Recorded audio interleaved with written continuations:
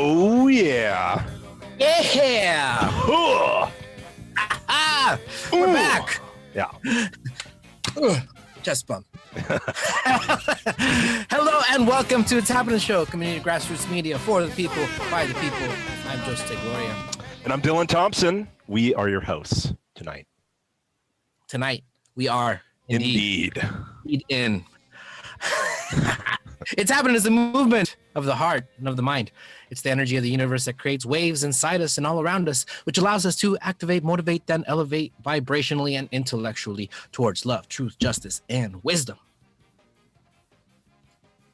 It's happening is a culture of empowerment. It's people having the right to exist and participate as equals. It's a dream of what the world could be, but the future we want is only possible if we make it happen. So stand up, get informed, and fight back. Fight. It's happening in every which way. Forgot that line, but it's okay. You could be anywhere in the world right now. But you're here with us. So we thank you because of you. It's happening. Woo! Yeah. Whoa, that was all my energy. Shoot, I shouldn't have done that. I'm going to go into a small hibernation state to conserve the rest of my energy. Okay, now. Yeah, welcome. Welcome, everyone. Oh, yes. Welcome and greetings to our show tonight. Somewhere between a British and a Scottish accent. But nevertheless, we are here. And we thank you. If this is your first time tuning in, this is the kind of zany, bipolar antics that my co-host and I engage in, while at the same time balancing it with some serious conversations on the serious issues that matter to the serious people of Orange County and the world. I feel like we address all of our first-time listeners, but I have a message for our last-time listeners. Just get out. Just get out of here. Okay. No, I'm sorry we couldn't reconcile the viewer co-host relationship here. But yeah, just a message to our last-time viewers for tonight. You know the drill. Yeah, no, it's a power of like two sides of a hosting ship. I don't know where I'm going with this. That is a word. Camaraderie, solidarity, and conversation and dialogue is a challenge. It can be, but I disagree. Okay. Yes. Ooh. Thank you for proving that point. Whoa. It's about the conversation. That's what we do here. We have conversations with folks. So we're looking forward to the conversation we're going to have with Vice President of Santa Ana Unified School District, Carolyn Torres, a little bit later on. We'll be talking all things SAUSD. Talk about the board. Oh yeah. Yeah. It got exciting. It took away some of the shine from the city council meetings. Usually those are exciting. There you go. Yeah, but let's go. So there's a lot of things going on. I think number one that happened that was really impactful to me was the killings, the murders, mass shootings that happened in Atlanta and in Colorado over the weeks. So, definitely solidarity, peace, justice, and power to all those folks, that are involved, that are mourning, and, that are trying to figure out the solutions getting past this. So, and with that big solidarity to hashtag Stop Asian Hate, because a lot of Asian community members, and folks that I reached out to definitely understood that this is a problem that hasn't just started a long time ago with Trump's rhetoric around the China virus, right? And misrepresenting it, and then, fueling some of the hate. So as a brown person that also was hurt by the Trump hate back when he was saying about, Mexicans being this and that, and it's not good that you're like, if you say that, people are going to get hurt, and then people get hurt, and then we wonder what hurt. So we must address this matter. So, solidarity, but also solidarity to people in Georgia, one that are working as, Amazon union workers are trying to organize. We'll talk about that in a little bit. But also the other side of that is Georgia's new GOP election law that is drawing criticism right? Oh yeah, looks like they're passing some voter restrictions, such as the requirement for a photo ID and other things. Like you can't hand out water or food to people in line. I guess you're buying their vote. I don't know. I don't know if one of the sandwich ever did it for me in a cup of water, but yeah. So it's basically. I mean, you remember what happened with the election? Georgia went blue, when it's traditionally a red stronghold. So Yeah. it was basically the. I guess the state government of Georgia is still red, so they're able to pass these laws to kind of crack down on the election. They're saying they're trying to restore trust in the election because obviously there's so many fake news votes going out there. Yeah. But, yeah, it's really just an extension of Brian Kemp's. Yeah. Totally rigged. Everybody knows that, especially Georgia. So yeah, that really sucks. That's why we need to strengthen our voting, the Voting Rights Act nationally, and also, strengthen local state, voting rights, because it comes down to this, demographics are not in Republicans' favor.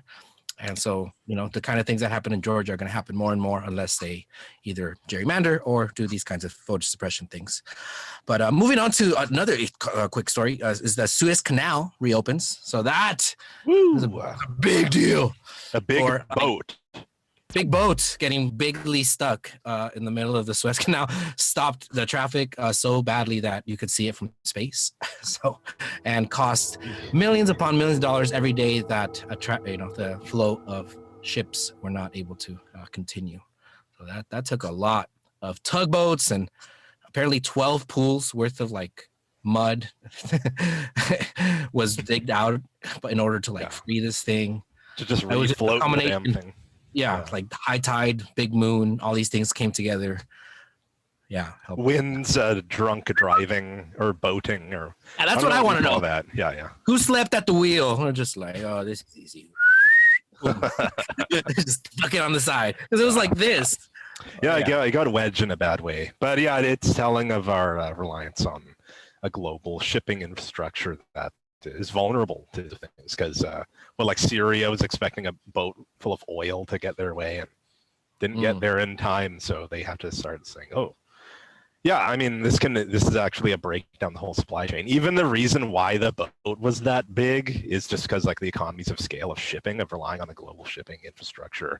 It's just cheaper to build gigantic boats it's as long as the Empire State Building is tall, basically. So yeah, kind of crazy, but don't worry, keep shopping, everything's fine. That's I just saw Seaspiracy and parts of it, enough for like me to be really depressed.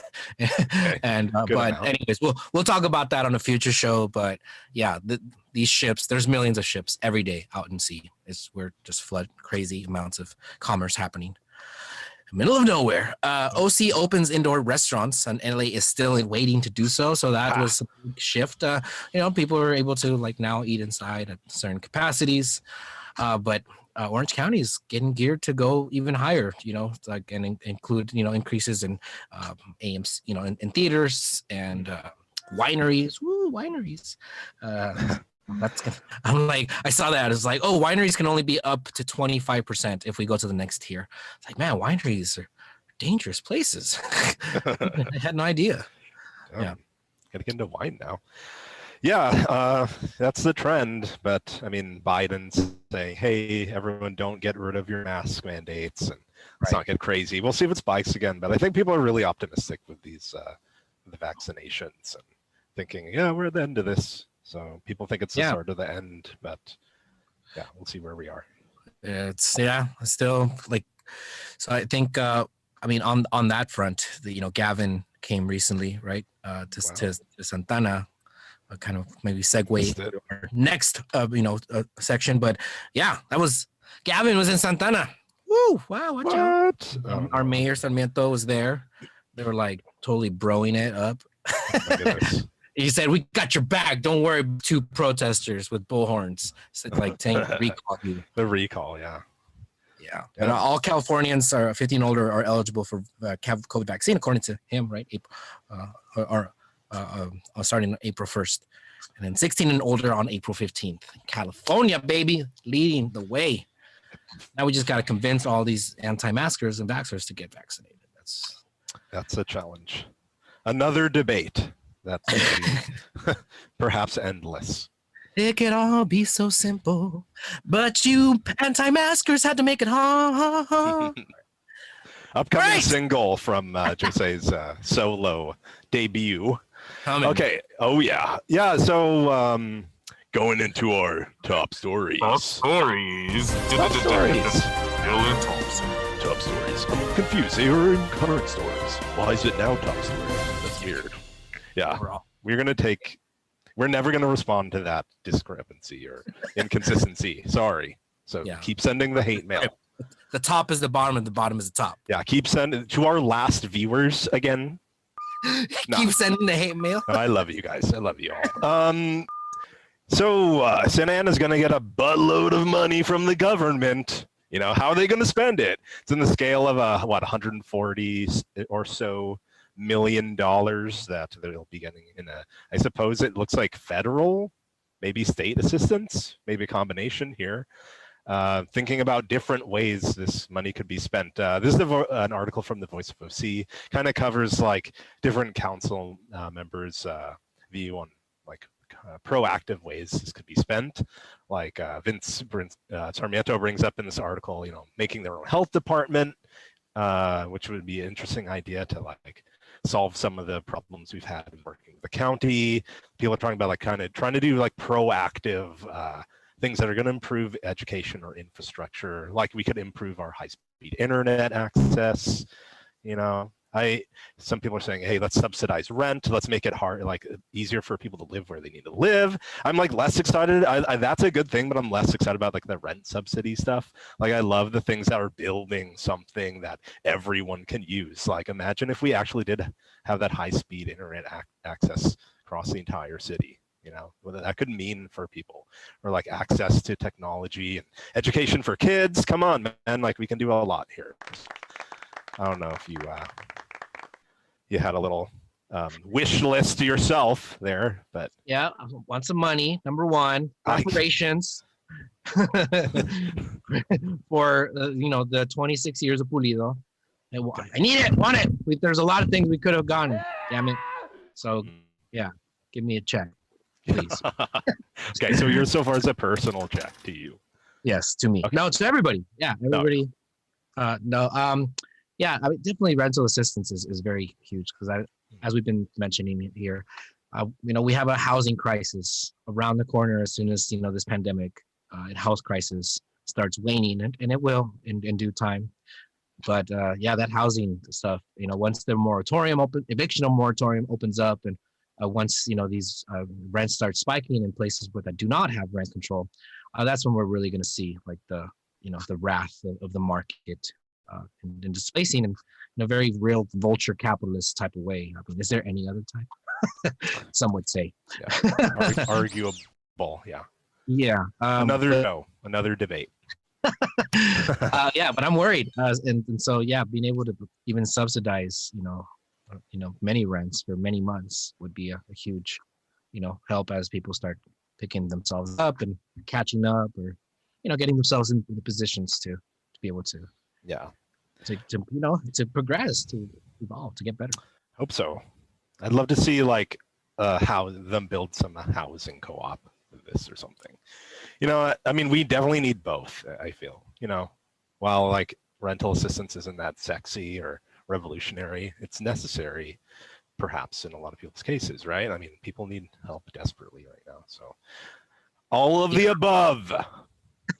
But we only have so much money, right? So it's a fine balance. Anyway, so we'll see as things develop. I believe perhaps the city council is opening up some dialogue here on how to spend money as well. Maybe there's ways for the community to participate there. Exactly. I think that's the most encouraging part about this. It's like, you know, there's going to be forums and the residents are going to be asked this question. So, you know, they'll have an input and ability to shape how this once in a lifetime or once in a century type of thing, as Mayor Sarmiento put it, you know, as that it could be used in the best way possible. Because I don't think we're going to get this chunk of change to, you know, from the government anytime soon. Definitely didn't come around during the last economic crisis. Mm. So anything short of another pandemic, which God help us, would not get in a flow like this before. So Yeah, awesome. Sad. Yeah, Yes. sad, but awesome news. Silver Investment. lining to the bad Silver situation. lining. Yeah. We need all of them in these times. Mm. Yeah, speaking of good times, silver linings and otherwise, like, just depressing economic situation in a lot of ways for the workers movement in America. Union vote count begins this week for Alabama warehouse. So this was, it's a huge thing. I mean, Bernie Sanders is getting called out by Bezos. Like, Elizabeth Warren is getting in there. Like, it's become this big battle, right? But NPR spoke about it and said that the vote count for one of the most consequential union elections in recent history begins this week. The results could lead to Amazon's first unionized warehouse in America. Voting officials said that some 5,800 Amazon workers in Bessemer have been casting ballots by mail on whether to unionize. So yeah, it's gotten big endorsements by President Biden and apparently Senator Marco Rubio. Danny Glover of all people. Yeah. Yeah. Dude, Danny Glover's like radical, bro. Dude, radical AF. He's rad. Yeah, he's in the progressive especially scene, after for sure. The movie Saw. Oh no. It was after was Angels in the Outfield? Was it that one? I'm not sure. Bad. I don't do a movie trivia. Come on. For a reason. Yeah, sorry. Yeah. Anyways, the stakes are high for the company and for the American labor movement. Not only has the vote prompted hundreds of inquiries to labor unions from workers at other Amazon warehouses, but workers at southern auto plants and other facilities are watching too. Listen, the union movement in this country has been, and along that have been going down are the wages. Which is why the $15 minimum wage was such a big issue, of late, because wages have been stagnating for many, many years. And the proven way to increase the benefits and the ability to fight back against these massive corporations like Amazon is to unionize his workplace. And Amazon being, just filthy rich, right? He's the richest man in the world right now. He made more money on the backs of his workers in the pandemic. It doesn't even allow them to have more than a 5-minute break. Like, it takes me 5 minutes just to get my pants down after gaining all this weight during the pandemic, boy, I tell you. No, but seriously, if you got to go number 2, that's not 5 minutes. That's not enough. Yeah, it's messed up. It's horrible. And people literally have dropped dead on the floors of these warehouses. But we keep getting stuff from them. It's so hard. It's so convenient. But that's why, those folks deserve to be allowed to unionize and fight for better wages. Big time. And that region has a long history of labor organizing that extended before McCarthyism kind of wiped out a lot of their institutions there. So, yeah, even if this doesn't pass, I think it has already served as an inspiration to a lot of other places to look at this, right? And moving into the next story, it kind of talks about this more, probably from the other side of things, that how Amazon has tripled their Southern California delivery hubs. You'll remember, recently, most of these fulfillment centers and shipping centers, they've been located in the IE and stuff, right? As they bought up a lot of the industrial and warehouse real estate that had been abandoned somewhat, right? But in the recent year or so, they've opened 23 new locations, 19 of them being in LA and Orange County. You probably noticed our own here in Santa Ana at the OC Register. Man, I can't even go 10 minutes without looking out my window and seeing one of those Amazon shipping vans. I know. Some guy, delivering something. So, you can see it. It's visible. It's in the numbers, right? As far as their earnings, it's they're up 30-something% profit. Their network, the access of their shipping, I believe it said logistics network increased by 50% in North America. So they're basically really taking the place of like all the in-person, non-safe ways of shopping and really just seizing the market, you know. And they're going to come out of this like in a really strong, maybe perhaps monopolistic position. No one is outspending them with regard to purchases of real estate. They've already taken 10% of the vacant real estate in these latest acquisitions, representing like by far the largest real estate growth for a company in California. So yeah, we'll see. He's on track to be a trillionaire, Bezos, right? So it's just absolutely just terrible. But you know what? I bet you Bezos like gives a ton of money to good foundations that he does donate a lot of good money to the arts and to nonprofits. So God bless his soul. You know, same with Bill Gates. You know, hey, billionaires' lives matter. Damn it. At least someone's here fighting the good fight on behalf. Leave Bezos alone. Just leave him alone. It's like leave Britney alone. Leave Bezos alone. Yeah. Free Britney.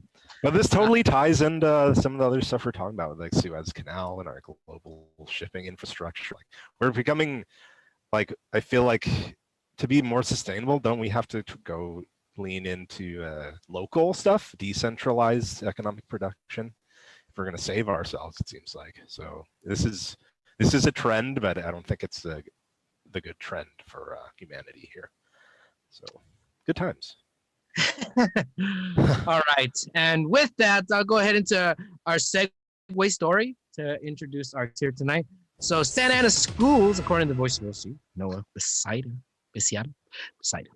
Santa Ana schools to remain closed through June due to coronavirus concerns.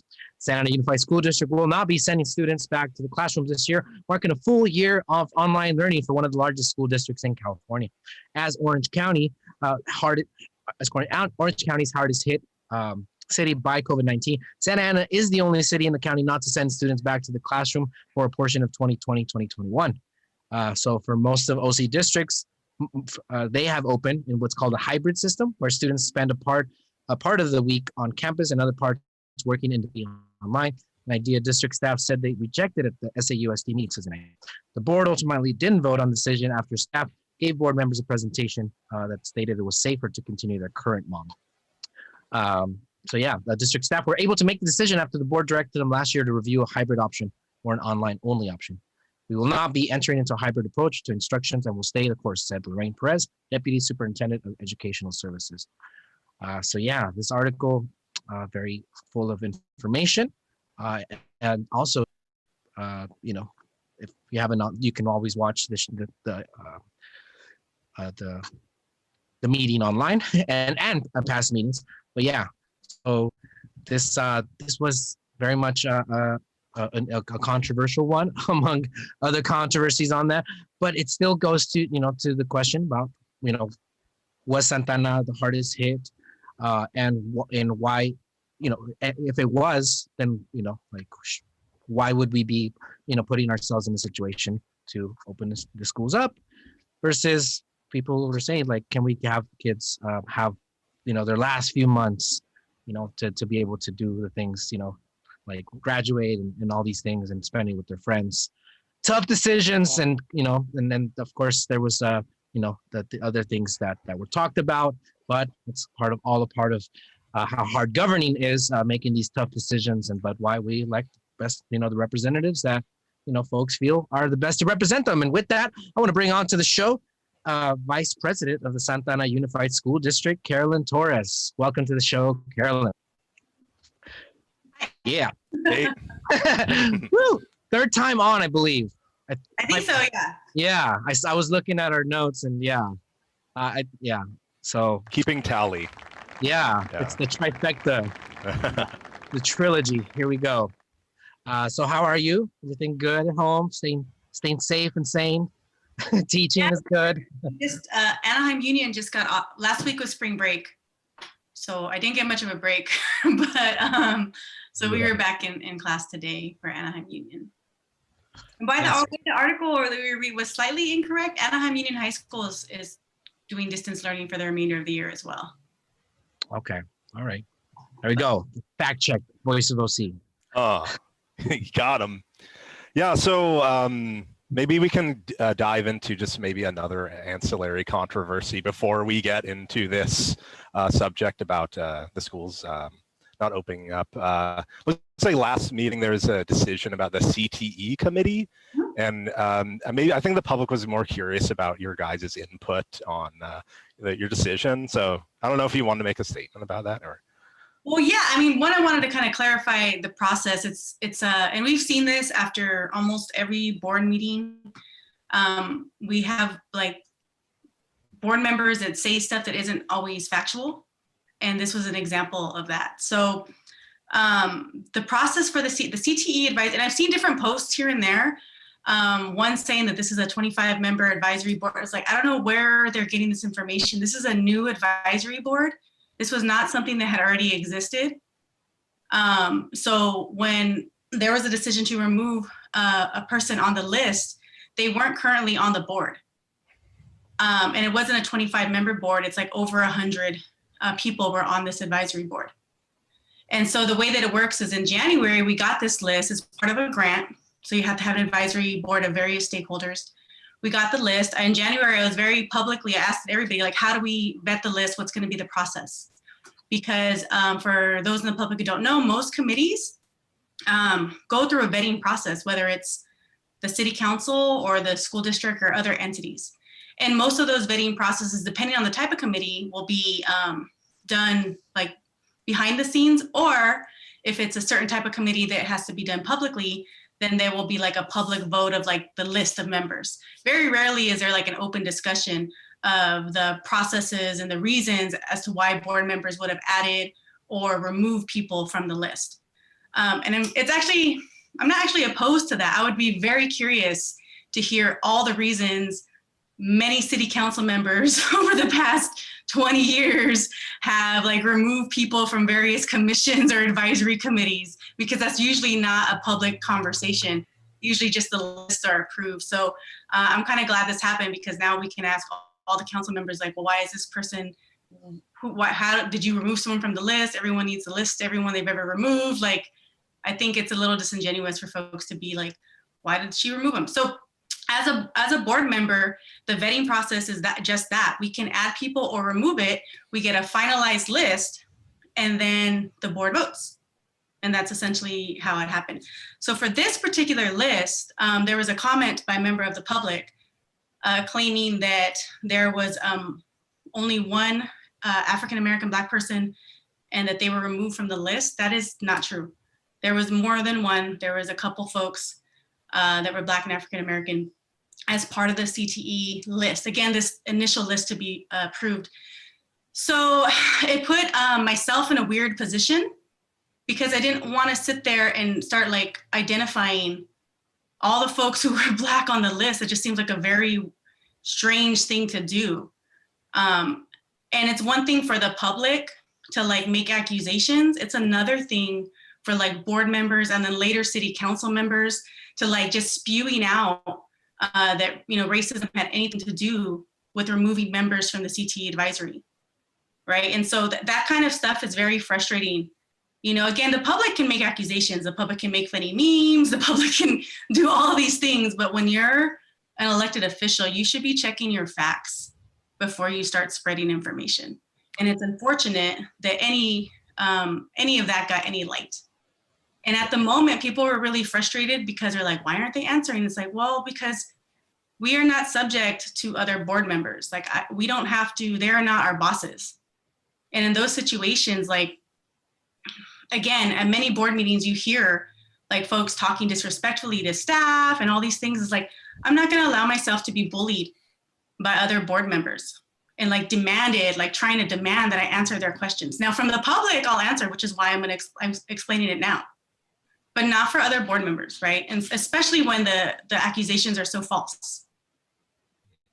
So the reason that I wanted to remove this person from the advisory committee is because for anybody that knows me, again, I've been a community activist for a long time. I've only been on the board for a little over a year, knows that I have a very hard line against gentrification.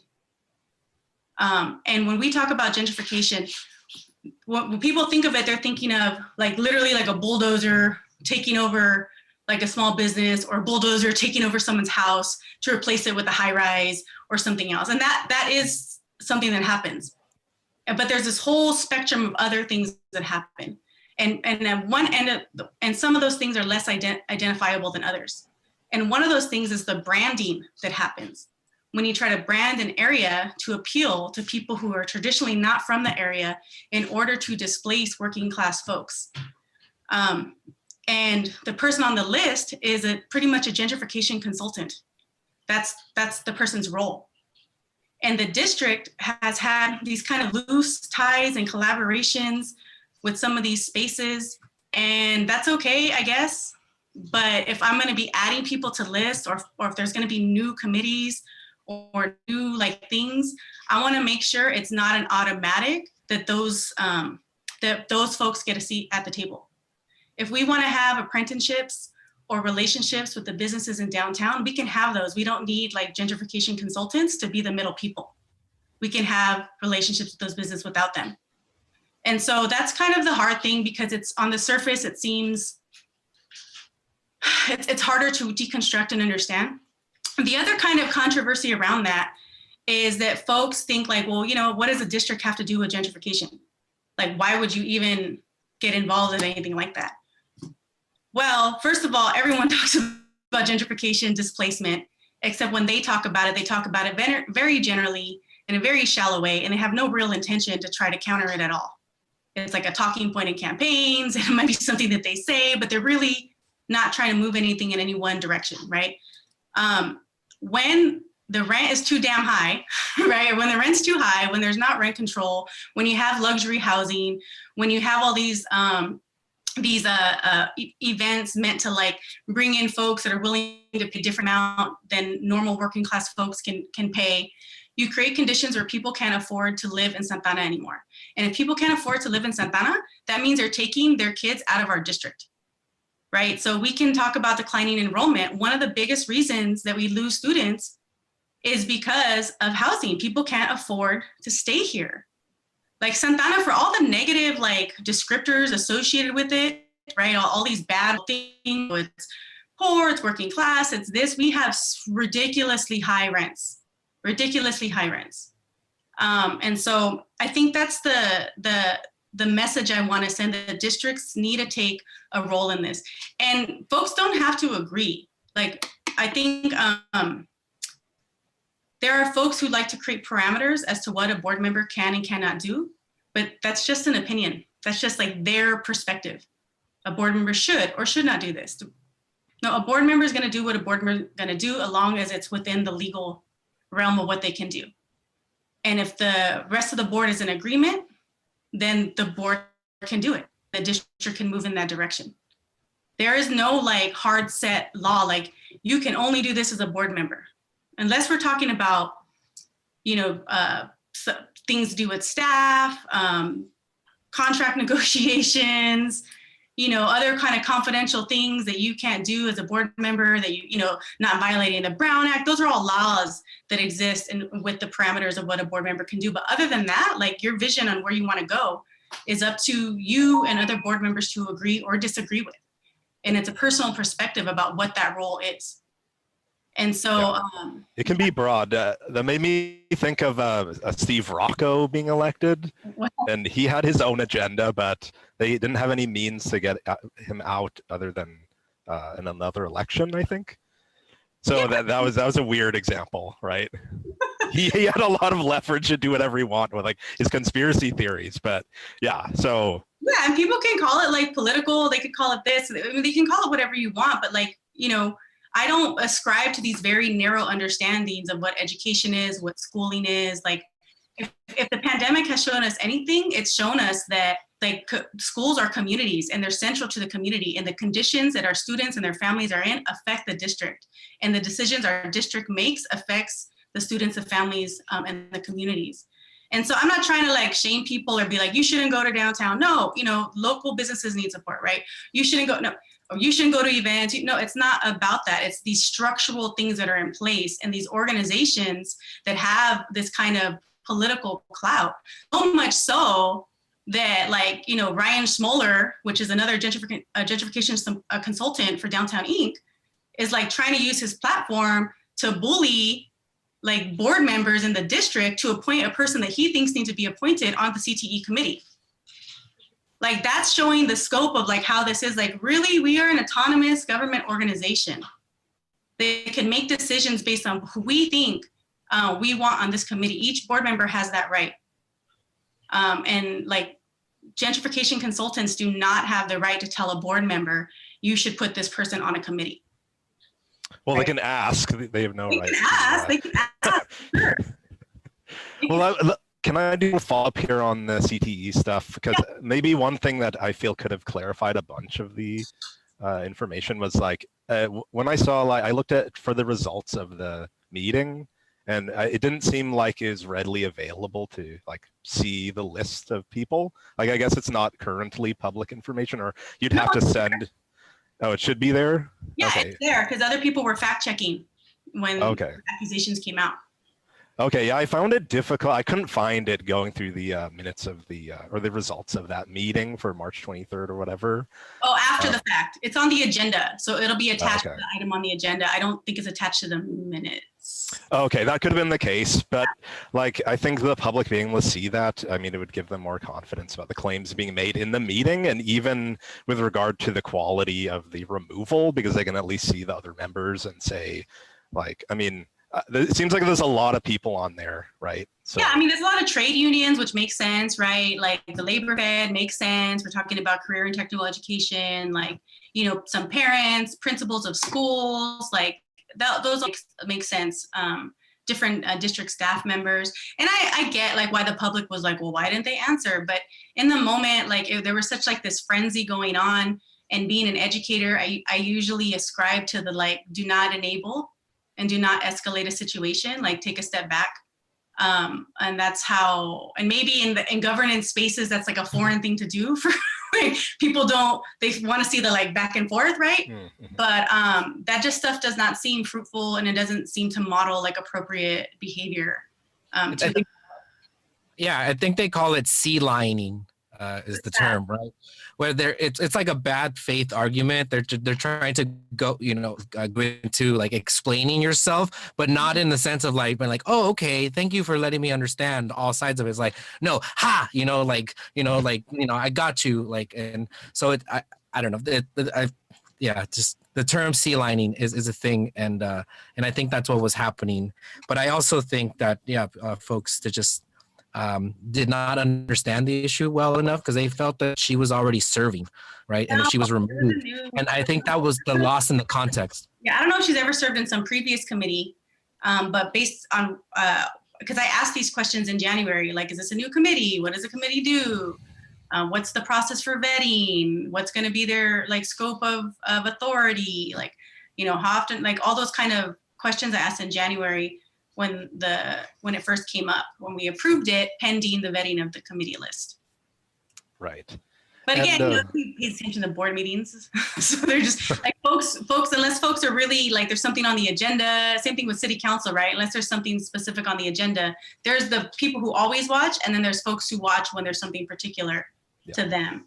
And so those processes are confusing, right? And so in retrospect, as I was reflecting, I'm like, okay, I can see why folks would think like, well, what does she have to hide, right? It's like, no, I don't have to hide. I've had a hard stance on gentrification for a very long time.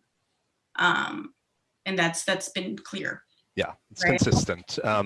Maybe to take a stand on that as a board member, but that's all it is, a disagreement. Right. Correct. Maybe one last question before we transition out, just to get on to other subjects. But one thing I'm curious about is if you can't like interact with Ryan Smoller or Madeline Spencer, because they're kind of like the executive branch of their bid groups, right? They're like the faces of those two big groups. Right. Like what's an alternative institution, or like how do you reach those businesses that are actually part of those groups? Well, I think that would be on the district to have those relationships. I think if we've already done internships and apprenticeships before, then we can do that again. And it's not, and again, even with Downtown Inc., with my critiques of it and some of the events and stuff, like the folks on the board, some of them I know and I know well. If they're not like horrible people. Same thing with the Santa Ana Business Council. Some of the folks on the Business Council were initially the folks who like pushed back against the Renaissance plan in one of the earlier waves of gentrification, right? So I understand the complexity in people's relationships and people's things, right? So, so it's not about like not talking to anybody. It's about just making sure that we're not putting like gentrification consultants as like the bridge between any of the businesses in downtown or any other place in Santa Ana and the district. I don't want to bring up another topic, but like the Main Street corridor, right? There's all this development that's going to go on there. Like that's other things that might affect the districts and going to affect the neighborhoods that are there, which is also going to affect our students and families. Like it's very relevant to what's going to our situation in the district. But yeah, that would be on the district to figure out how to have those relationships. And it's not like people are distant. Santa Ana is a big city, but it's a small town. So people know everyone. Right? So, definitely happens. So yeah, thanks for answering some of that. I think some people were eager to hear from you. Definitely. And just to be clear, sea lining is a type of trolling or harassment that consists of pursuing people with persistent requests for evidence or repeated questions while maintaining a pretense of civility. So there you go. But I think the more important question, or like what you bring up, is the concept of intersectionality and the ability to see how they're not islands. And I feel like something that I did during the pandemic was watch a lot of series, but one of them was The Wire. And The Wire is a really good show because it shows how, just the police department and the schools and just in different, in the streets, the housing, right, the dilapidation, the gentrification, we're all interconnected. So, I think that's a refreshing approach that you take to the school board, seat that perhaps other folks wouldn't have done it, don't do it, and then just like this is not what we do here. It's like, well, how about we just remake the rules? But going on to this other issue, you chose to keep the schools closed, and that was like an issue that even perhaps more progressive folks might have been like, I don't know, aren't we ready? Like, I think we're ready. So can you maybe speak a little bit about that, your rationale behind voting to keep them closed? So just to clarify, at the meeting, there wasn't a vote. It was a presentation updating on the continuance of a course of action that we had already agreed on. Okay. With the initial plan having, fully in-person, hybrid, fully distance learning, right? And in January, we had, the governor had offered like money for the schools to open by like March 1st and then March 15th. And that's when we were at the heat, the huge, the surge. We were in the middle of the surge, right? And so we had decided that no, we're not gonna apply for the SB 86 money because we don't want like our decisions influenced by money. We don't want to like rush to go back and fully in person so that we can get this additional money. And to be quite honest, that has been some of the accusations lodged at like other districts across the state, right? That like, all of a sudden you're going to go back when you've been saying it's not okay. And then, so it's like a controversy, right? Because there's a lot of pressure. And so, but we had decided that in January, all 5 board members, everybody gave their big speeches about like opening and, the safety. Well, since then, because the rates have been dropping and because of the vaccinations, folks like wanted folks thought we were going to like revisit the vote on like applying for the money. And we decided that we were not going to apply for the money because we were going to continue to be distance learning. So then why apply for the money, right? And so that was kind of the confusing things for folks. But in general, why I support staying in distance learning is because my concern is public safety. And I understand, like I do hear the parents, like I do hear the ones that want their students to come back. Like and I've heard from parents who don't want their students to come back. I hear from, the majority of teachers who are worried about their safety, and then some teachers who are not worried about their safety and want to come back, right? And so I hope folks understand that I don't personally benefit from a decision to want to keep in distance learning. Like, there's no perceived benefit towards me or really the district. This decision isn't easy to make. It's hard to balance these ideas, but the reality is we've gone through two low points before. Like, we were decreasing heading into last summer, and then it spiked. And then right before in November, we were decreasing. It was looking like, okay, maybe we'll open for the spring, right? And then it spiked, right? And so I don't want us to be in another situation where we start putting our kids through that, and there be this increase in cases for them and their families. And then there's also this weird debate about how much students transmit the virus and how susceptible they are. And I'm just like, I don't understand.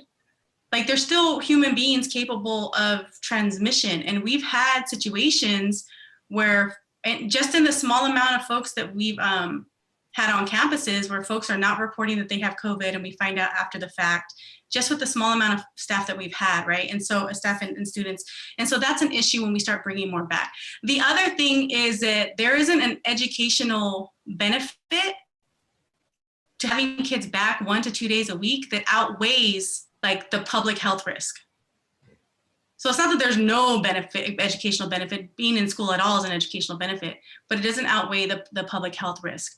And so, but I understand why some parents would be upset. And there's this idea of like parent choice, but you can't halfway do hybrid. You're either doing hybrid or you're not.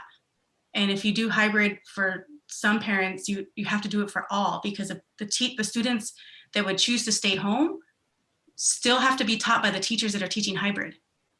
So you can't really do it halfway. And so that's kind of the other thing. And then plus, like, there's testing. I know at Anaheim where I teach, we're doing 2 weeks and a couple days of testing. So it's like, we're going to come back, it's going to be testing. It's not what folks think. And plus we just want to start, like, end this semester strong and focus on having the kids come back for the summer and have our attention on like making sure we have a good summer program, making sure we're ready for the fall, whatever that's going to look like. But yeah, and then there's the other thing, like the 3 feet stuff that I've been seeing, like, oh, we should have like the 3 feet allows people to have more students. And it's like, that's still really tentative. I read that story in Massachusetts. I said this on the dais. There was a lot of limitations. They didn't control for areas that had lower SES, racial demographics, and higher COVID rates. They didn't control for that in their study when they were saying there was no difference between 6 feet and 3 feet. They didn't control for when the schools would shut down, when they would have a case and they would shut down for like a week or two. They didn't control for like how that would skew the data, right? And so there were some other limitations that they didn't really, what was the other one? Oh yeah, not full attendance. So when you say you're going back, usually it's at a different attendance rate. And so you still can't, it's not like your numbers are dealing with 100% attendance, because not everybody goes back in person. So there's all these weird little factors that include it. But still, I mean, the CDC guidance are 3 feet. So the district's gonna have to figure out to what extent they're going to utilize the 3 feet versus 6 feet.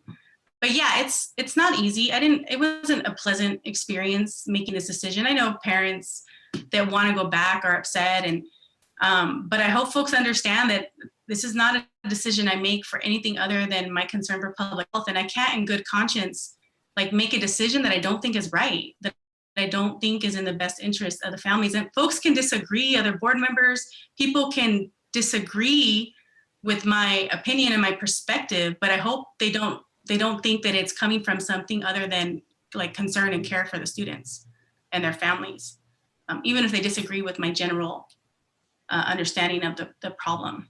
And then we still have learning, like there's learning labs or sports, the seniors, the superintendent has directed the principals to try to come up with activities for the seniors. So if you have ideas, I would call, if as a parent of a senior, I would call the schools and like pitch to them that what activities can be done in a way that's going to maintain safety and it's going to respect, the social distancing and the health precautions that we have to take in COVID. And it also is very confusing for the public when everything's opening. Yeah. It is Seems confusing for folks. It is so. I remember last semester when I had a student, and I polled all my students whether they would want to go back, and we had this discussion. We had this activity around consensus building, and I had asked some of the ones that wanted to go back. It's like, okay, well, why do you want to come back? And it's like, well, if the restaurants are open, why shouldn't the schools be open? And that was the kind of logic. And it's like, yeah, but the restaurants have a different motivation than the schools, right? The restaurants are trying to keep their business open, and schools want their kids to be healthy. Like, so the one is not related to the other, but those things get conflated, right? And then there's hope with the vaccine, right? So we're getting these vaccines, so there's hope. There's definitely hope. It's just it's not done in time. All the teachers haven't been vaccinated. All the classified staff haven't been vaccinated yet. And then the adults, right? It's barely opening up, April, and then in the middle of April for was 15 or 16 and up, right? So that's going to be helpful heading into the summer and the fall, but it's not really helpful right now for this semester. And we're getting COVID money too, but I wouldn't call it COVID money, CARES Act money and other kind of federal and state money to support any kind of pandemic consequences, like of learning. That doesn't have to be applied for this semester. That can be the summer, that could be next year, that can actually be, I believe, the next year as well. So I'm hopeful that my concern with the district is that we have to be creative with how we use the money. Knowing what I know about institutions prior to being on the board, like sometimes the way that money is used isn't always the best way. So I know myself and there are other folks, members of the board, are going to be looking really closely, like how are we using that money that's going to be effective? That's not just thrown at consultants for everything. Like how are we going to make sure that that money is actually going to go into the classroom? I had mentioned to the superintendent that I was in favor of like hiring more staff, even at a year temp positions, especially for next year to help transition. And that could be teachers assistants, that could be, any kind of mental health workers, that can be enrichment things, anything really that can help the students in a temporary capacity, because if we hire everybody for full-time forever, like our budget can support, because the money we're getting is a one-time thing, right? Right. So that was something that I think we should hire staff so that we can get involved in, we can have more adults there to help the students transition, because there are going to be consequences. And so we want to try to be, and so I'm going to be pushing the district hard on that. And I think all the board members are like, what are we doing with this money? That we're not just sitting there, that it's not just staying in an account. Like, what are we actively doing with this? I was wondering, does the community have any opportunities to chime in on that somehow? Like, what would be a good way for a parent to chime in on that issue? I don't know. I mean, I think we should definitely do something. Yeah, I mean, that's an idea. So I guess surveys or other kind of community inputs. I know we're trying to improve our parent engagement, because traditionally, whether it's resident engagement at the city or parent engagement at the school districts, like it's kind of like a checkbox. So parents are involved, check, right? And it's not real like authentic engagement and problem solving. I was involved in one thing. I remember in Anaheim as a teacher, and there was parents and there was other folks. We were all at like a table. We were all different stakeholders, like going back and forth and debating on what to focus on. But there's things like that we can be done. And then also you can just, email the board members to ask specific questions. I actually really encourage that. If you see the agenda ahead of time and there's stuff that you have questions about, you can ask me. And if I know the answers, I'll tell you. If I don't know, or or I need to ask, I can ask and get back to you, but I can also ask those questions in public. Mm-hmm. So like I can be your outlet to ask those questions in public, so the district has to respond in public, and then you can hear the answer in public. So right. That's something that is helpful that you can, and I think most board members do that in some way. They may not directly ask your question, but when the agenda item comes up, it'll be in their round of questions somehow. Right. Yeah, I think what's one of the issues is how it's being posed. And of course, like I remember, like Donald Trump was like, "Oh, these unions, these teachers unions, they don't want to open up the schools," and so it has become a right-wing talking point. But I've seen, like I said, like all sorts of people like even using that and saying like, "It's you all don't want to let go back to school," as to like the real situations, like this is for your own like good, like, you know, like, and so historically, this is not new. I was reading how in the, you know, during the Spanish pandemic, literally the same issues that are happening now happened then. People didn't want to wear masks. People wanted, you know, their kids to go back to school, and you know, and people, and third, people were really quick to rush to get back into these large gatherings or these unsafe situations, you know, preemptively, that then cause these like further spikes. So I think that's what perhaps is being lost in all of this, you know, confusion, or, you know, as you mentioned, amidst like all these businesses opening up. It's like, well, this is a different type of settings, and like this is, it does, just because people have the vaccine doesn't mean it's not spreadable. And we're not going to get people vaccinated in time, like as much as we're going to have more, in order for us to prevent like more deaths. And we don't want any more deaths. Even one death would be too many of deaths, right? Especially if it's preventable based on a decision you're making that affects tens of thousands of people, right? And so that's why I say, like, when I make this decision, it's not easy, and it's not, when I have this opinion and make my decisions based on it, it's not an easy thing. It's not like I'm disregarding the consequences of the pandemic and how it's affecting our students and our families and our parents. It's just that I know that for health reasons, like, we have to be cautious, and we have to just see the end of the semester out, and then we can, you know, do something different for the summer and for the fall when most folks are vaccinated, and we have a better handle on like the new strains that are coming out, right? And so and the other thing, I was sharing this with someone the other day, you know, when the pandemic first hit, everybody was sharing those like charts that went up and like the waves. And it took them, like, it wasn't until maybe a few months ago that I really internalized what those waves meant. Because I think when I saw those charts, I thought, oh, those waves that's just the natural wave of the virus. It just affects more people at these moments, right? Nature is beautiful. That's just nature, right? Yeah. And then I was like, and then now that we've lived through a year of this pandemic, I'm like, oh, that's not nature. Those are humans' behaviors. Like, human behavior led to those increases, right? It wasn't just the natural flow of the virus, right? Of the Spanish flu.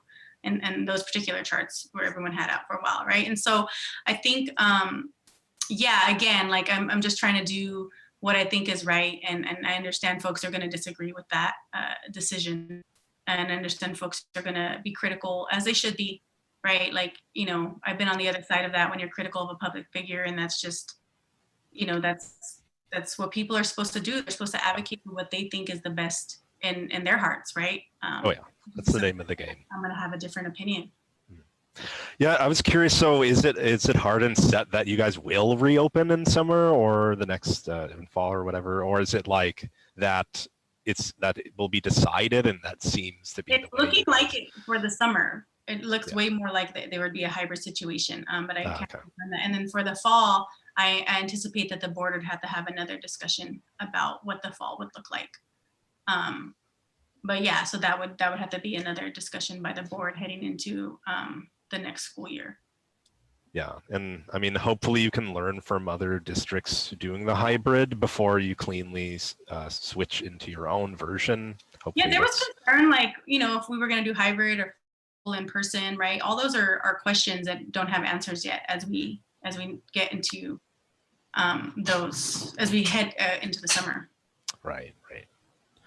Yeah, so you had mentioned ways we could spend money to, what is it with the this $180 million? How much is coming? Something in that range. It's a lot of money that could be available to the school district, right? Is that the American Rescue Plan?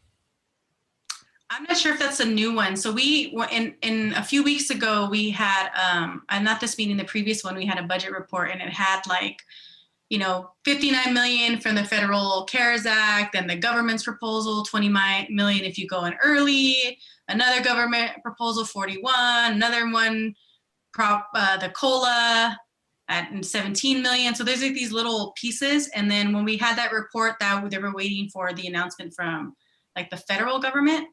So I'm assuming we're going to be updated on what our share of that money would be and how it's used and what are the stipulations. Because sometimes you have this money and it's like anything related to learning in the pandemic. And sometimes it's like very specific things that can be used on in special populations.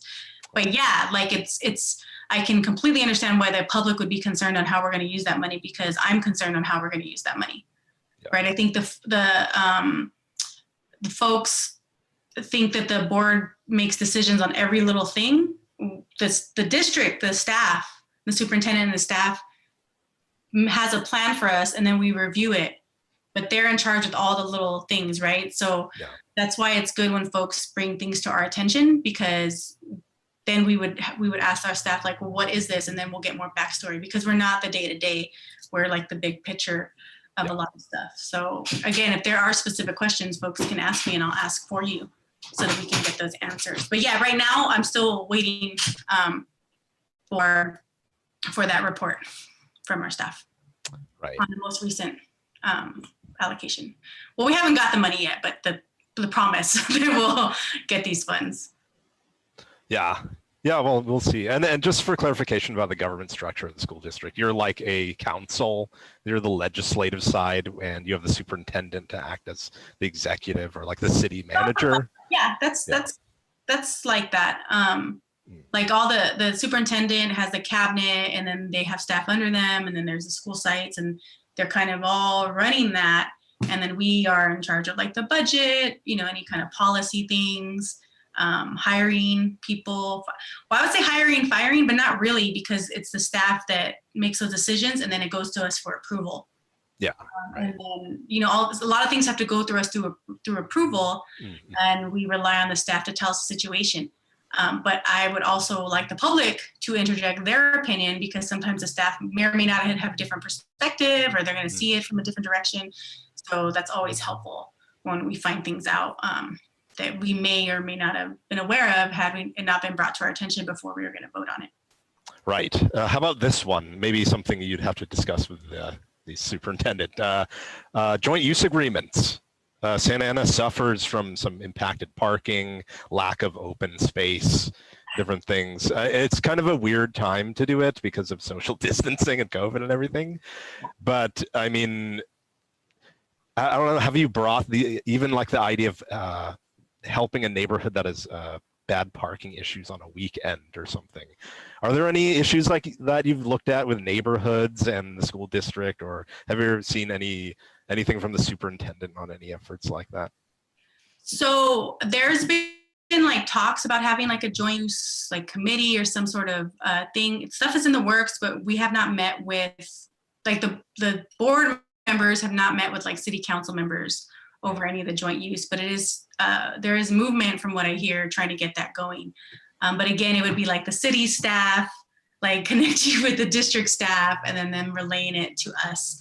I do know that the city has formed like an ad hoc committee for education issues, and I'm hoping that can somehow be parlayed into a more a staff committee with the district and the city at the table.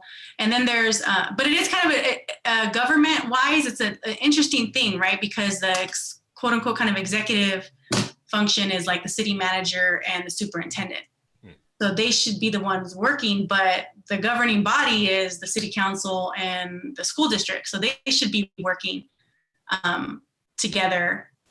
But then who's ultimately going to make the decision? So it's kind of interesting. But I'm definitely in favor of figuring out like how we can specifically provide more green space for the residents of Santa Ana. And then, yeah, I mean, even during COVID though, it's okay to be outside. In fact, you should be outside. You just, if you're around people, you need to maintain distance and have a mask on, but outside it's good, right? And so, and actually it's better, it's less transmittable outside, especially if you're far away and wearing a mask, right? So those things are good things to have. So I'm definitely in favor of that. I'm hoping we're gonna get some stuff moving in that direction soon. So I've had conversations here and there, but I'm hoping it gets done soon. Oh yeah, there could be, because I live next to the OSHA, and then they have all their agreements with the county and stuff to use their parking lots and stuff. I'm like, oh, well, they can set it up. I'm like, and it's funny, like this community I'm in, like this so little green space that these giant county parking lots that I'm nearby, like the community de facto turns it into green space. All the kids are riding their bikes and skating. They turn it into a giant skating rink, or, you know, open. It's just a giant concrete lot, but they make the best of it. And I mean, yeah, so looking forward to more on that. Yes. Yeah. And handball courts. Yeah. That's a handball courts. It's important that we should not be tearing down any of our handball courts and any of our parks in the city at all. Yeah, that was a controversial one the other day. It's like, man, like it's like community pitted against each other over these handball courts. But you know, I mean, people want it, they should have it. But it's like it's a symbolism for like this greater, you know, I guess conversation, you know, about how neighbors like hold on to grudges, or like how it's difficult to have conversations, you know, as a community. Like I'm like all about community, but I don't really talk to my neighbors, and it's not because, you know, and there was like issues like parking or just, I don't know, something that happened like 5 years ago. You know, you had a party over and like I called the cops on you and like I hate you in your guts for the rest, you know. So anyways. Neighbors, we get along with all our neighbors. We get along with all our neighbors. Oh, that's good. That's good. Well, you know, you canvass them. We made a concerted effort like to help each other out. In fact, the other day, the neighbor was yelling, like, get out of here. And so we ran out, and I guess there was some random lady like trying to steal stuff from the back because they don't have a fence to the backyard. It's just like a long walkway. And so like all of us came out and the lady was like, okay. And like, just, you know, peaced out. But I guess that had happened earlier too, but because it was only one person there, like the woman still took the stuff. But this time it was because the community came out, and we weren't like mean to her, but it was like, stop it. Like, stop what you're doing. You can't do that. You got to go, you know? And so that kind of looking out for your neighbors, I think is super important. But, you know, once we bought the house here, we're like, well, we want to make sure that we know our neighbors and we're talking to our neighbors. That's good. That's important. That's a weird one. I'm going to write that down. Yeah, I didn't know you could talk to them. I mean, they're always there. I didn't realize it. Okay, we're probably going to need that for to change things, actually. Man, sorry I dipped out for a bit. I was like, apparently there's war happening. There's a giant firefight on the Facebook comments. It was so bad I had to like come back. Like, I'm gonna get off of it after the show, but just get your fix now. Delete a ghost. I'm pretty sure it's the same person that administrates the Saving Santana Facebook page. I bet dollars to donuts. But anyways, don't feed the trolls, peoples. Thank you. And both the co-hosts and myself, Dylan and myself, are not on Facebook right now. Yeah. So anyways. Yeah, it's not good for our platform to not be on it. Yeah, that excuse. Yeah. And you know, all the people that have joined us for the first time, hello. I do detoxes now and then. Like I'll do detox or like a month detox. It's a little hard now, although I don't have any official like school board accounts. Okay. Because the social media is not the way I want the public to have access to me. They can email me, you know, they can communicate that way. But even so, like I'm privy to like all the information. And so sometimes it's like, you just need a mental break because it can be like really informative or just really, really toxic, right? Really, really like people we know, I mean, we've been dealing with this for a long time, and it's rough too. It was kind of hurtful for me when I was, you know, reading some of the comments, because I understand folks like disagreeing with me. I understand folks like thinking, nope, Carolyn, you're wrong. I don't agree with your opinion. You're off. And that's like, okay, fine. But it's another thing when folks are just lying, or when folks are like believing lies or assuming my intentions are nefarious, as opposed to just something as opposed to having an opinion that you don't agree with. And then it's that simple, right? So it was hurtful though, because there were some people that I was like, I thought, you know, were friends of mine, and I was okay with disagreeing with me, because I'm okay with that. Folks are like, you're wrong about your gentrification. You're wrong, you know, about, you know, COVID, you know, being a risk for students. You know, you're wrong. Like, that's okay, you know. But for other things that are not that, it's like, oh, that sucks, you know, but it's part of the deal when you're in office. So Yeah, have you like just built up your thick skin as they call it? Because I mean that's just kind of what it is. I mean, partially, right? Because you don't want to develop skin that's too thick, because then you're callous. Right? You don't want to be so like, I don't care what nobody says, because then it's like, then you're not listening to folks, right? So it's trying to find like a balance of like, okay, let me listen to all these folks who are very angry with me, and I want to know what they're coming from, and I don't enjoy like that they're hurt or angry or upset. I'm ultimately going to make a decision that they don't agree with, but I want to know where they're coming from, and allowing yourself for that like vulnerability, but then also being aware that some folks are just going to take things out on you regardless, right? And trying to just find that balance, because you don't want to be callous, because I've been on the other side of that as an activist, where, you know, you're trying to get someone to agree with you and you're like, oh, whatever, those activists, right? And you're just like dismissed. So I'm trying to really hard to strike a balance between those two things. Yep. Yeah, that's hard. Yeah, I mean, it's like you care, but you can't care too much, because then like people that you care about, you know, like, or you know, just people that like you know, the community whom you care about, like not personally, but collectively, like, you know, go after you. It's like, oh man, like, but I'm doing this because I care. This sucks. But then yeah, also you don't want to go like full pulido, like roboto. Like, yeah. Folks I feel disagree that next speaker. Like, I always appreciate Pulido. Like, people would tell him, not appreciate him, but like, I'm like, damn, how does he do it? Like, I'm in awe. People would just say like the gnarliest stuff to his face at city council meeting, like, which is true, and he deserved every bit of it, most of it. But he would just be like, thank you, speaker. Moving on to our next. Hi, Carolyn. You have 3 minutes. Again, like if folks disagree with my analysis or my perspective, that's not, I don't enjoy that, right? But you know, that's part of the position. You have to make these hard calls. But yeah, when it's misinformation or when it's lies, it's like, oh, but you don't have control over that stuff. So yeah, well, cleansing for sure. Hey, another topic, I'm not sure if you touched on it, but as far as language immersion. Yeah. So is there plans to do something? I know that Anaheim has a thing. Dual language immersion? Yeah. Yeah, we have schools already. We have like Jefferson, Monroe. And is it just Spanish, or is there other languages? I think right now it's just Spanish, but I know Anaheim has a Vietnamese one. So I mean, that's something that we can talk about or think about. I would have to look at. And I don't want to say for sure that we don't have another language, but that's my feeling right now.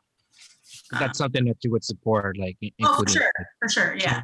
There are other languages that like serve people in the business. Sure. Like I'm all about language affirming. I just posted something today about my students. Like I try to, in Anaheim, there's a lot of different, I mean, there's a lot of languages in Santana too, but there's more in Anaheim in terms of the students. And I have students that come from Sri Lanka, come from Jordan, from Tonga, Philippines, like and I try really, really hard to affirm those languages. I had a student who told me today that his family speaks Zapoteco, and I was like, well, do you know it? And he's like, no, like all like embarrassed kind of. And I was like, you know, you're really special. Like, you know, your family is indigenous to Southern Mexico, and you have a direct link to like your indigenous ancestry and your language. And a lot of us have lost those languages because of colonization and other factors, right? And so, like, but you have a direct tie, and I would be really proud if I were you, like, know that language. And he's like, all right, I'm gonna make my kids learn it. And I'm like, okay, well, you have to learn it first, right? Because he's like, it's really hard. It's like French, and I'm like, okay, but it's those kind of things, like really getting students to think about their languages. Or I had a student, he's from Nigeria, and he always says he's from Africa. And I'm always trying to get him to say, like, what country? Because he just, like, there's this, the kids pick up on it really quickly when they're like othered, right? And instead of embracing like all the great things that they bring from their homes and their communities, it's like, I don't want to show it. And so I think it's a teacher's job and the school's job to like create an environment where they not only want to share it, but feel proud of what they're sharing. So. Yeah. I mean, that's always I remember being an immigrant myself at 6. I wanted to lose my accent and like learn English quickly because, because kids bully. So then it causes immigrant kids to not want to like learn, keep their language because they see it as like low class or whatever. But like if we can say like, no, Spanish is cool. And you know what? Like I just saw a video the other day on Instagram on how people, and I think in one of the schools in Santana, like there were like these kids playing trap corrido, as the kids call it right now. They were like playing like ding ding ding ding ding ding, and they were like kind of like rapping, sing-songy rapping, and in Spanish. And like the kids are all into it, and they're into banda and stuff. So I'm seeing like this resurgence of like, hey, like it's cool to like learn your language and sing your language as songs and know your language as music, right? And in Santana, by Santana students. Yeah, I think it's a program. Folks really like it. It sounds really simple, but it's not always done, right? Schools, I always preach this book. It's like a foundational book in education, subtractive schooling. That schools, by nature of their institution, like especially with students of color and low-income students, like they bring this wealth of knowledge to the school, but the way the institutions are set up, they subtract those resources in order to create a certain type of student with a certain type of knowledge.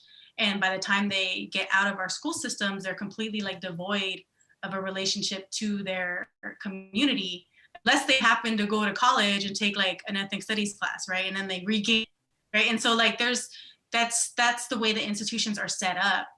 And so there is a lot of work to be done to recalibrate these institutions to not do that, because there's so many layers.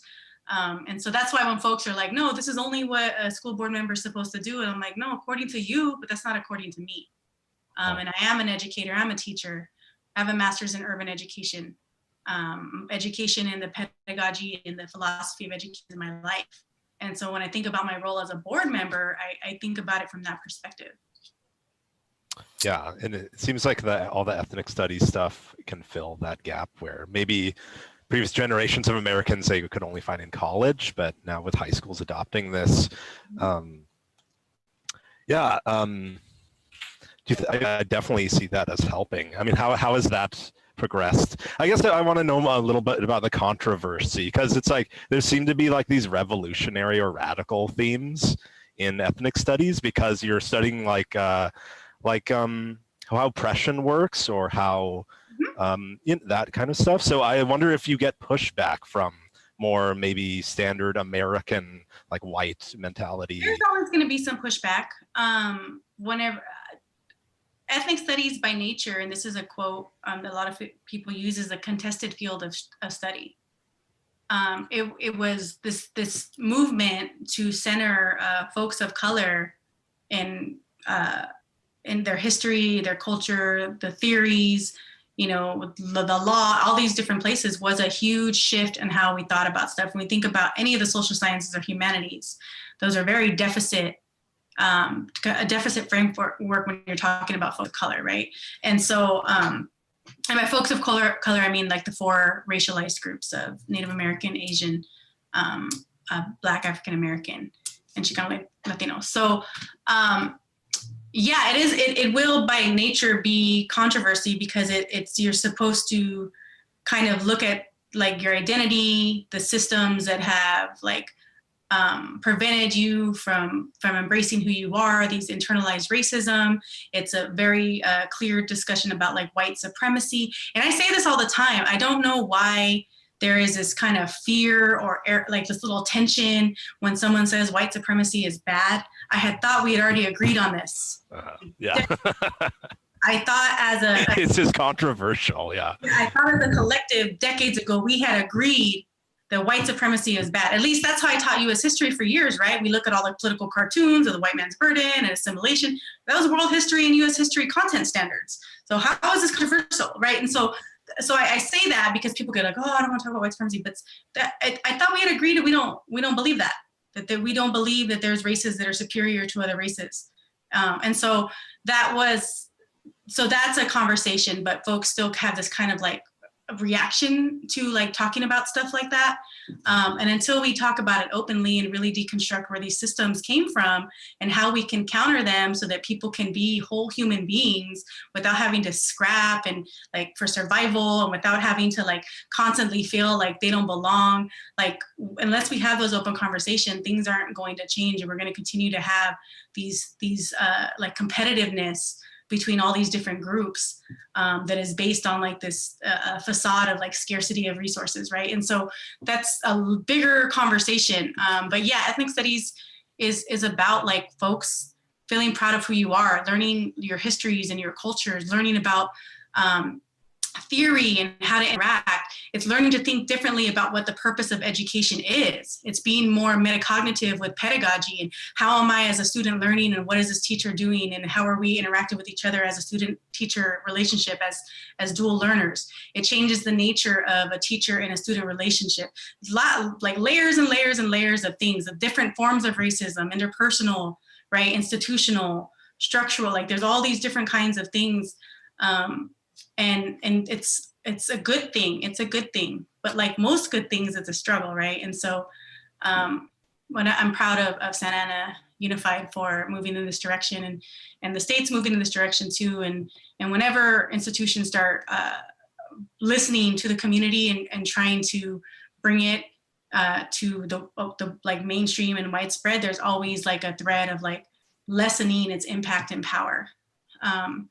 By the state and by other government agencies, so that there's also those little controversies that exist as well. Right. Yeah. So what's the next controversy? Other than I'm sure there's tons coming down the pipeline. Like I'm sure there's a lot. There's a lot. Yeah, there's no lack of them, I suppose, but I guess the main one will focus on when people want to reopen. You know, I think people are going to be looking at that a lot for coming summer. And making sure we use the money in a way that works, and making sure that we're really paying attention to mental health and social emotional learning, and not as buzzwords. Like I do it in my classroom, so it is possible. And using the resources to make that happen. And also making sure that when we talk about like learning loss, it's not really learning loss, it's like pandemic educational consequences, right? It's not, people are learning. It's not that the students are not learning, they're just learning different stuff. And it's forcing us to look at like, what are these standards? What is the scope of these standards? Do we really need to teach all of this in this way for the student to be impacted? What is necessary? What is not? How much time do we have to stop and pause and really attend to the like emotional needs of the students during the class period, within the class, structuredly, in a structured way, where you're doing this intentionally and slowing down with the content curriculum? How do you make the content curriculum explicitly about like the students identifying their feelings and those kinds of things, right? It takes a shift, and in order for that shift to happen, the district and the administrators need to be on board. They need to reassure teachers that they can stop and pause and assess these things, because you can't tell like teachers like you need to care about mental health and social emotional learning, but hey, your kids are behind, right? Like you those two things don't match. Yeah. Right? So we have to figure out a way to balance those things out, because otherwise teachers may hear you're supposed to attend to these things, but the pressure they're getting is you haven't covered this yet, you haven't covered that yet, your students at this level, the math scores are low, like then how are they going to think like I'm going to pause because we're going to attend to the emotional needs of the student, right? So it has to, those messages have to be strong, and they have to be reinforced and backed up. Oh yeah, I mean, it sounded like that pirate thing where it's like the beatings will cease when morale improves. Have you seen that? Yeah, I mean, which way is it? Wait, yeah, so yeah, good point. Well, this has been an awesome conversation, but almost as awesome as no, not awesome. Anyway. Full of awe when you witnessed it. Yeah. So, man, there's, I think we touched on all the things that we want to talk about. We could talk more about ethnic studies, but I think we've talked about it in the past before. But I think just what I gather from it is that teaching our kids how to think critically and how to take how to look at ourselves in historical context is really scary for some people, because then that allows them to like kind of erase or just re-examine this Mickey Mouse history that they presented to students, and that's largely to their history or their story within the struggle that got us to where we're at. And all and just that the ability for critically thinking as opposed to just consumers and these like buy type of people that where education was initially intended to do, right? Just make everybody into just good obedient submissive consumers, right? And the way that history has been taught and the way that we understand like different communities is the reason so many folks think that like the anti-Asian racism is a new phenomenon. Right? It's not new. There are many historical examples of various Asian groups being like discriminated and treated horribly or killed in various ways throughout U.S. history, right? And so, though that has to be understood, because otherwise people think things happen in a vacuum and they're just random, right? Yeah. So weird. Yeah, like Santa Ana had a Chinatown and then they burnt it to the ground. Yes. And built City Hall on top of it. It's horrible. Or Mexicans were hung from places in Santa Ana, and that's a problem. And we should remember that so that doesn't happen again. Because because these things around scapegoating, whether it's Asian Americans, which has happened before, or brown folks, or black folks, there's a history to that. And you would think that we would prevent it from happening if we learn history, but we don't. And so some people are trying to not. They're like, oh no, forget it. The past is the past. Like, no, man, because it keeps happening. That's the problem. Don't stay in the past. You haven't learned from the past. We haven't. We're not done with it. Yeah.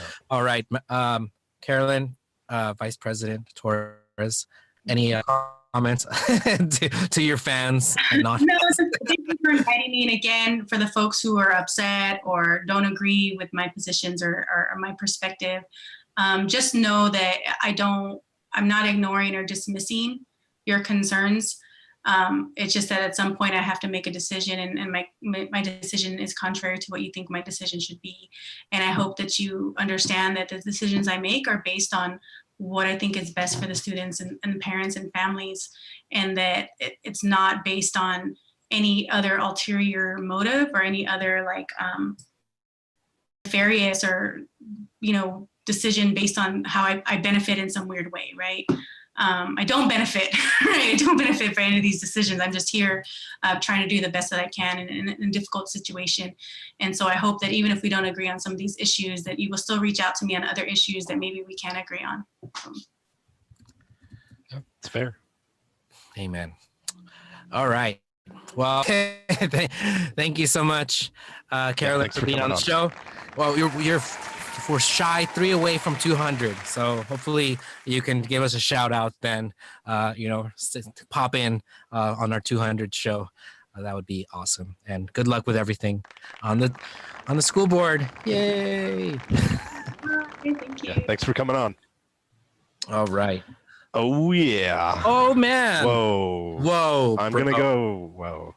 Like, yeah. Don't look in the chat. I'm afraid of the chat. Comment section. Just you'll get lost. And anyways, yeah. See what I mean? That's what happened to me. Like in the middle of it, it was terrible. I was like, no. This is the most toxic chat we've ever had. Well, I mean, obviously, like we said earlier, Santa Ana is a big city, but it's a small town. And yeah, on some of these issues, yeah, you can start seeing when you look at the chat that it is indeed a small town. Small town, indeed. How are you feeling, Dylan? Pretty good. All right. I mean, I'm not that happy with. I don't know. There's a lot of like unresolved conflicts within our scene in our communities and between individuals. Man, yeah, I can't tell you how to resolve them. But yeah, I mean, as long as the drama doesn't get, I don't know, too mean-spirited, you can't avoid this tension. You can't avoid these things. So even like Carolyn's saying, like anyone in the public sphere is going to have a lot of people that disagree with them, and it's just part of the game. So yeah, small town. Oh boy, yeah. Gentrification is it's a conversation. And there's all sorts of conversation to be had, ideally offline, in person, in spaces that, that allow for, for accountability, rehabilitation, and ability to see where each other is coming from. That doesn't lead to dehumanizing and criminalizing, because that's what we're fighting against. So for sure, like, I think that I would say that, and take breaks from Facebook, my peoples. Every once in a while. That's done great stuff for me and my mental health, and I think that's a lot of this what we're dealing with. It's like pandemic was long and tough, and I think mental health is at an all-time low, and it already has been in America, particularly. We lead the world in that, but yeah, just. I invoke Paulo Freire, the spirit of the great Freire, and the dialogue that he put forth for us to be able to propose, not impose, share and care, and all these things. So but decision making is tough. Politics is tough. And being in the public sphere is tough. But still, God bless them that do it and do it valiantly, like Carolyn and others that, that do it right by the people. I know, because controversy is right around the corner either way. Speaking of controversy, are you supporting Governor Newsom, or are you supporting the recall? Yes or no? Damn. I guess if I don't vote, is that good or bad? I don't know, dude. It's just like every time anyone gets elected, the other side determines a recall is necessary. The truth of it, I don't know Gavin Newsom's track record, and if he's a typical Democrat, it's probably not good. Let's just be honest. But is he worse than some other people? No. But I mean, come on, man. It's hard to be in a position of power in a big political party and have some integrity, like Bernie Sanders or whatever. You know what I'm saying? It's far between. So I'm probably not going to vote on that, or probably support him after I do some reading. I'm not for the recall, though. I think it's a bearish thing that keeps happening every time anyone gets elected. And yeah, maybe they could have given us more money for shutting down all the businesses. I mean, that's the only part I agree with about any of this stuff. When you shut down people's businesses, give us support. Give people support. Don't destroy their livelihood. Yeah. But yeah, anyway, I don't know if it amounts to a recall. Was that way more of a serious answer than you were expecting, huh? Yeah, you were just expecting yep, or no. Yeah, sorry about that. Yeah, no, it's cool. Yeah, but I do hear that there's anti-immigrant forces funding, or we're funding a big bunch of the recall, QAnon folks, anti-maskers. It's a problem. Okay. And one of the things that when we're talking about to come back or not to come back, and public health versus individual rights kind of question, the question around vaccinations and the anti-vaxxers around schools and public schools came to mind. I was like, yeah, that's a one, it's a balance. You would say oh yeah, individual rights, that's what makes America America. But it's well, I mean, can we care about other people? We care enough for people to say okay, no smoking indoors. For a long time we were listening to the scientists. They said it was safe. I guess they lied. Why? And, why would you do? And then so then yeah, so not everybody can do whatever the heck they want, especially if you're in public spaces. And in the case of public schools, I mean, or just schools in general, if you need to be vaccinated, you need to get, or you don't go to public school. That's what they do, right? Yeah, there's already a bunch of laws around that, and I'm sure some legal challenges recently, given all the anti-vax stuff happening. All right. Well, that has been exciting. Woo! All God bless our audience. Yeah. I don't know what else to say. I do love everyone. I do love everyone. We're a lot of characters in this community, and yes, glad to be one of them. Indeed. Yeah. Until I'm not, and then I'm like, I should just leave. Screw all this. But till then, here we are, your monthly dose of satire with a twist. Yeah. And extra twist. Extra twist. Yeah. And all the neighbors from neighbors of Santana group that joined us today. Saw a bunch of the folks, and let's get together, people. Woo, big party. Thank you, Edgar Silva, for being an awesome audio video engineer. Thank you for everybody that tuned in. Iron Lion Media, Iron Lion Studios. Follow us on all sorts of platforms. And you can, if you caught on late, you can watch the replay. And the reruns. Reruns. We should have a channel where we just play reruns from you 4 years all ago. Of the great shows from the past, like people that are not my friends anymore. It's awesome. Woo! Speaking of a small town. Yeah. Speaking of a small town. All right. So, without further ado, from Dylan Thompson and Jose Gloria and all of us on It's Happening Family, we are signing off. It's happening.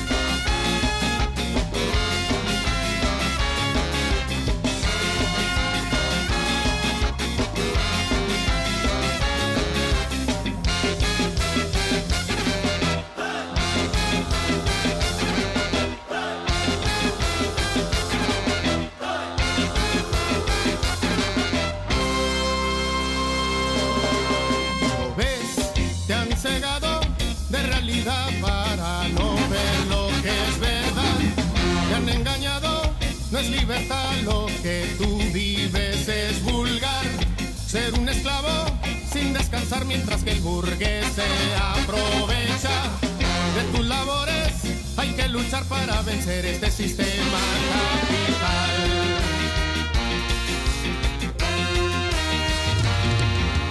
Hay que leer